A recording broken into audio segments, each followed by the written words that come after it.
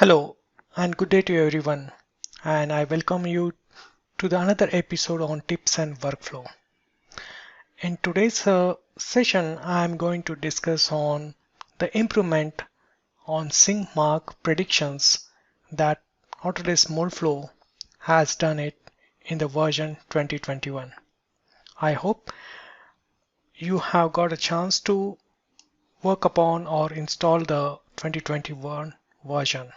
If not, probably this video will help you to understand the improvements that we have done in 2021 version. To start with, I have taken 4 sample parts, and as you can see over here, these parts are having a variable thickness ribs. To have a better understanding on thickness, I ran a dimensional in mesh tab. I ran a dimensional mesh diagnostics, which enables me to understand on the thickness of each of the ribs. Prior to 2021 version, there was always been a challenge to address the sync marks onto the thicker sections. When I say thicker sections, particularly we were getting a sync marks exactly opposite of the rib, but in the thicker sections, probably we were missing on predicting the sync marks. And this gets applicable in case there is no rib. Still with 2020 version, you will be able to predict the sync marks. So with that, I ran these analysis or these 4 parts with 2 setups. When I say 2 setups, one is with the default packing profile and other one with the auto packing profile or automatic packing profile. Probably you would have got chance to look at my earlier video on to the automatic packing profile setup.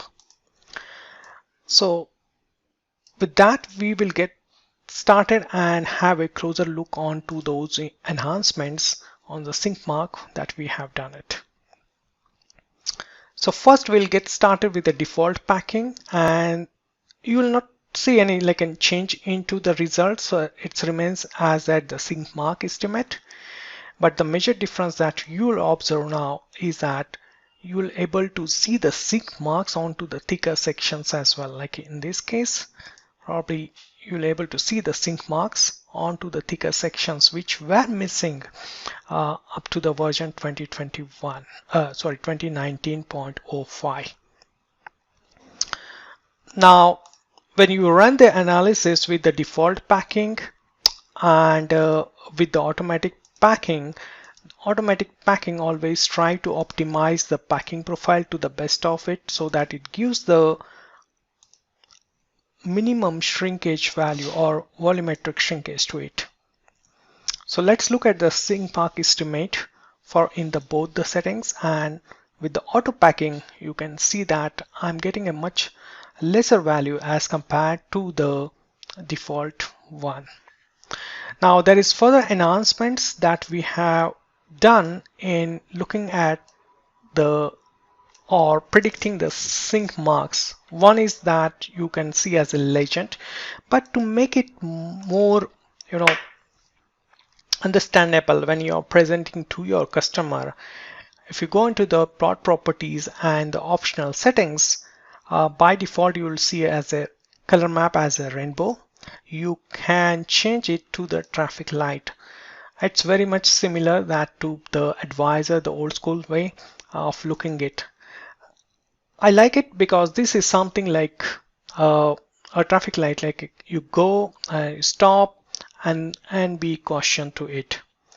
So I divided every of the my legend into the 3 parts, and that gives me a fair understanding. Like in this case, my sync marks are pretty much higher compared to the flat portion.